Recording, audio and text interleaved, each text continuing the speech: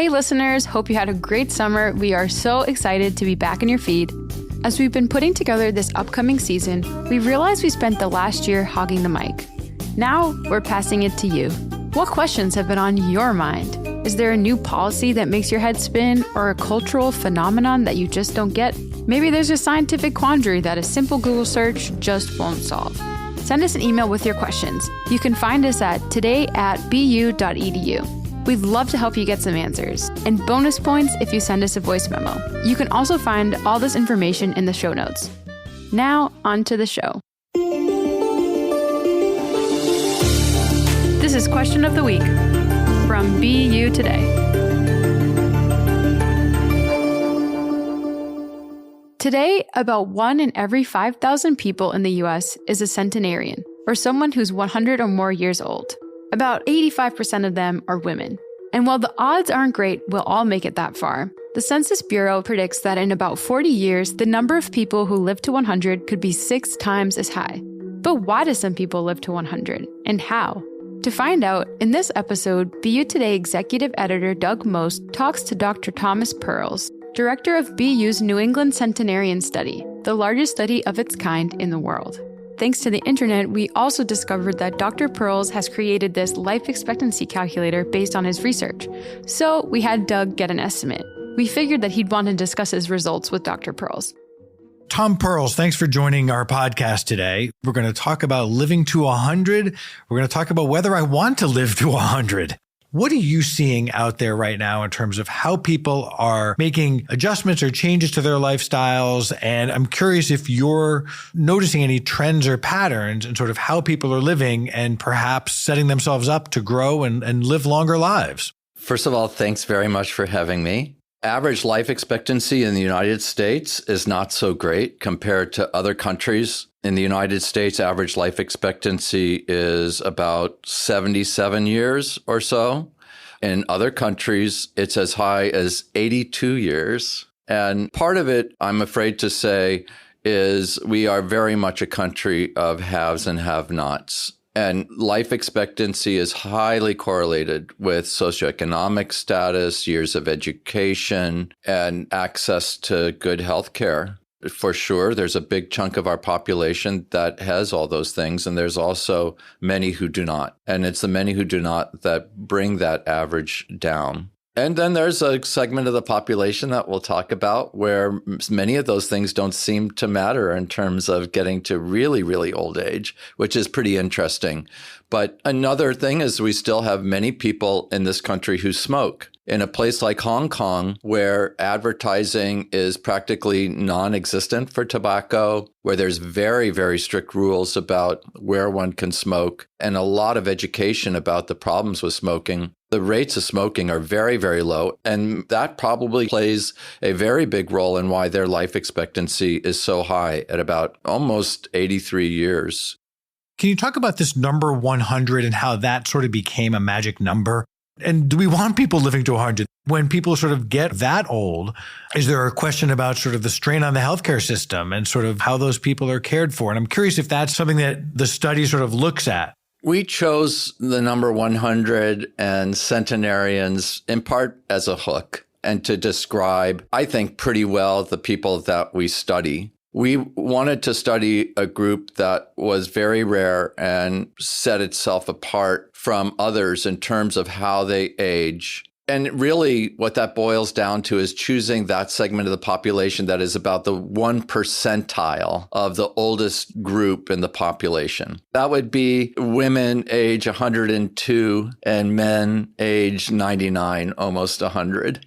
So Centenarian describes them pretty well. As far as why would you want to live to 100 if you wanted to, that was a really important question for us at the beginning of the study, which goes, I'm afraid to say, all the way back to about 1995, when I was a fellow in geriatrics at Harvard. And back then, in my training as a medical student, as a resident, the people that were the sickest, it seemed, were our oldest patients and the ones that we worried about the most in terms of mortality. The idea of the older you get, the sicker you get was very, very common among the lay public and even the medical community. And so if you thought the older you get, the sicker you get, then one would expect that everybody age 100 and older would have a myriad of age-related diseases and be on death's doorstep. The first few centenarians I got to meet as a geriatrics fellow did not fit that bill at all. They were among my healthiest patients, actually. One lady I remember, Celia, she was 102, and she was never around for me to go visit her at this independent living community. I thought maybe she was out seeing her doctors or something, but no, she was out playing piano at all kinds of gigs and really complex Chopin. I mean, she was really one of the reasons for an epiphany, which was, well, if she was all that sick, how would she have gotten to this age? And that these individuals must have aged very slowly and had very little in the way of aging-related diseases. And from there on, we've studied more than 2,000 centenarians. So I want to know Celia's secret. What does Celia have that perhaps the rest of us wish we had? Is it genetics? Is it a certain habits in her lifestyle that really helped her get to this age in such strong condition? How do I sort of replicate what Celia got? One of the things we've learned is that these individuals have a long history of aging very, very slowly, and they do delay any kind of disability towards the very end of their lives. Some of them have aging-related diseases, but they are highly resilient. And if they do have an aging-related disease like cardiovascular disease or stroke, even diabetes, I would say, or some kinds of cancers that don't cause a problem for them, they get to, on average, about age 94, 95 without any disability. Whereas other people either die of these diseases or they have long periods of disability before they die. And then there's a group who get to even older ages, 104, 105, who not only greatly delay disability, but also age-related diseases. Our creme de la creme folks are those who are 110 and older, what we call super centenarians. And they are truly amazing in terms of, on average, being disability-free and living independently at the average age of, are you ready, 105. Now, that delay in disability, and then to some degree delay in aging-related diseases, especially something like Alzheimer's disease, led to us turning this notion of the older you get, the sicker you get on its head, and coming up with this idea of the older you get, the healthier you've been. And to address your question of how do you get there, I would say most of us, really on average, should be able to get pretty close. Based upon our health behaviors, that is to an average of about age 90. That's a lot. That's 30 years beyond the age of 60, okay? That means you have maybe 40 years ahead of you if you do things right. Things like managing your stress really well, eating right. And what I mean by eating right is have a diet that is conducive to what for you is a healthy weight. And then to some degree, I would say also avoiding meat or removing as much meat out of your diet as possible, maybe having it once a week or something like that. Certainly not smoking. That's a biggie. Regular exercise. I think certainly exercising every day is important. Mixing it up, not just doing aerobic exercise, but also strength training gets even more important as we get older. It's especially important that we maintain muscle. Muscle has all kinds of benefits for people as they get older. And if I'm asking too much, even just 3 times a week is a heck of a lot better than none at all. Lastly, I would say having the right genes and picking your parents or perhaps even your grandparents just right. Now, how do we know doing everything right gets people to 90? And it isn't so much from our New England Centenarian study, but rather from the Seventh-day Adventist Health Study, which is a study of Seventh-day Adventists who have a religion that really believes that God has given us this wonderful body, and it would be a sin to squander that gift. And so we need to take really good care of ourselves. Through that belief, they've developed really common sense guidelines of what you should be doing. And those are basically the things I said. They tend to be vegetarian. They don't smoke. They don't drink alcohol. Maybe a little bit of alcohol is okay.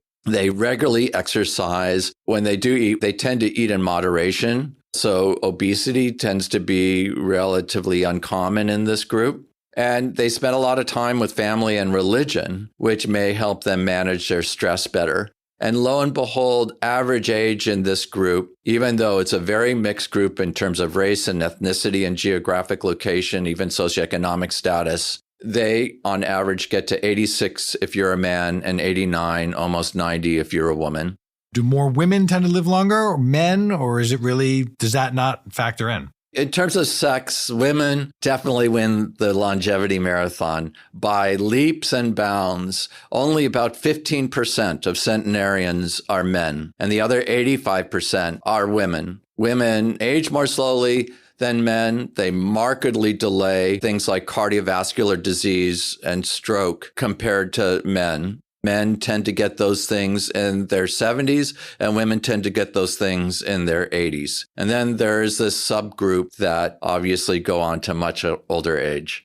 What is the trend right now? Are more people living longer? Are fewer people living longer? Which direction are we headed in?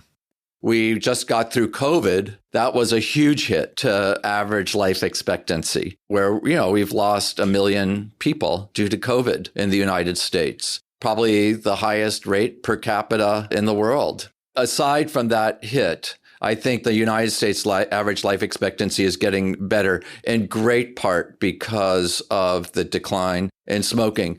There are still areas where we can have a great deal of improvement, particularly in disadvantaged communities. And one of those areas is much better screening and treatment of high blood pressure. In terms of the number of centenarians, that number has actually grown a great deal. Even since we started the study in the 1990s, about 1 per 10,000 in the population was a centenarian. Now it's doubled to 1 per 5,000.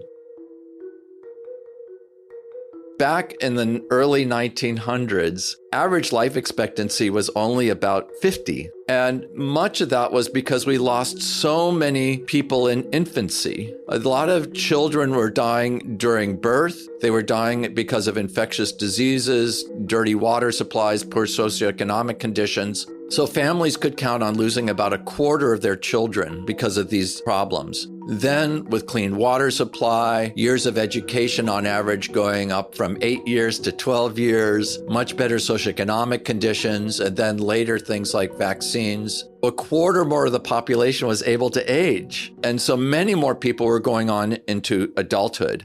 You combine that with improvements in healthcare and socioeconomic conditions for people in middle age, and you get this combined effect of many more people who would have otherwise died having the opportunity to go on to be 100. And so that's why we've seen this doubling.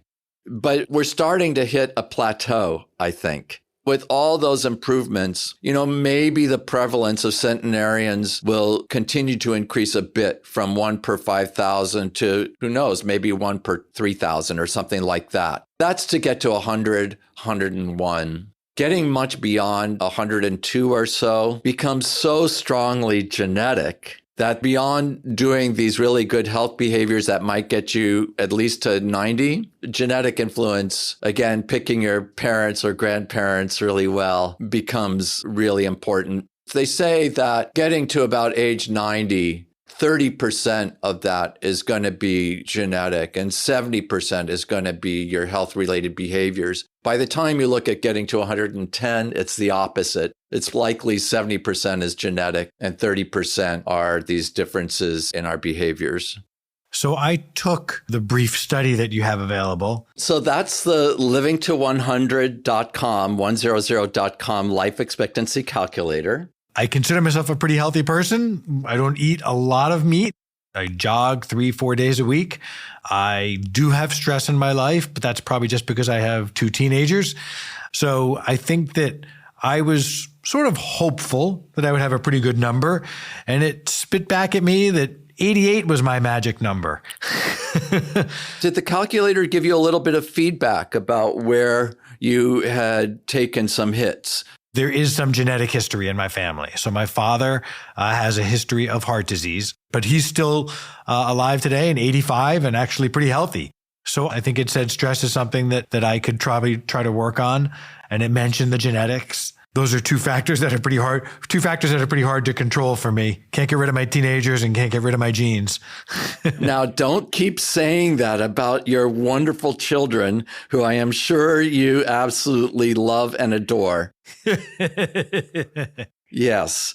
And I guess I would just say about stress is not always bad. It's not the amount of stress that matters. It's how you manage it that is key. In fact, some people thrive on stress in terms of it being motivating, and being successful at doing some things that are driven by stress can be very, very rewarding. You usually know what it takes to decrease the things that stress makes you feel in a negative way. For me, that is regular exercise. For others, it may be meditation or prayer or yoga. And it's a matter of you doing the things that you know work for you and taking the time to do that. The thing about genes, and whether people should be getting genetic tests or what have you, nobody should be doing that for now. All you have to do, and I apologize to people who are adopted and don't know their family histories, really is just look at your own family history. We know that longevity runs in families. And remember that it's not just genes that run in families. Behaviors run in families too, including things like not smoking and years of education, socioeconomic status, things like that. But just look at the family history. You fortunately know that there was some cardiovascular disease with your dad. Well, that makes it all the more important for you to see your doctor, to check your blood pressure, check your cholesterol, and any other cardiovascular risk factors, and minimize those. And then you're going to nip that in the bud, because fortunately, this day and age, we have a lot of things in the toolbox to deal with cardiovascular disease that your dad may have not even had access to at a substantially younger age. The fact that you did not claim some longevity in your family probably made a difference between whether you got to 100 versus more around age 90. And then maybe there was a little something else that you're just not admitting to us about because you're too embarrassed. But so I would say that's a really important thing that all of us need to do, is take stock of family history. If there's colon cancer history in your family, you shouldn't start getting screened at age 50. You probably should start getting screened at age 35 or 40. Breast cancer, other forms of cancer have a strong familial component. And don't just shrug that off. That's a really important clue for your own life expectancy and health. What is next for the study? Where is your focus on? What are some of the things that you hope to learn in the coming years? We just got a couple of pretty large grants from the National Institute on Aging that are pretty interested in generating and actually sharing with investigators around the world a lot more molecular data. That is, from blood samples and actually also stool samples, to produce a lot more data that, because this is it's a pretty unique population. There aren't many studies like us, but they hold really important secrets. It's not a matter of lacking genetic variants and other biological markers associated with disease. They have many of the same things as just the usual population. What they have that is different is protective factors, things that actively protect you from the processes of aging and aging-related diseases. And we want to discover those protective factors, believing that we may be able to translate those eventually into therapeutics and screening strategies that could help a lot more people not get to 100, but help them age better, and hopefully start doing things like markedly delaying or even escaping a disease like Alzheimer's disease.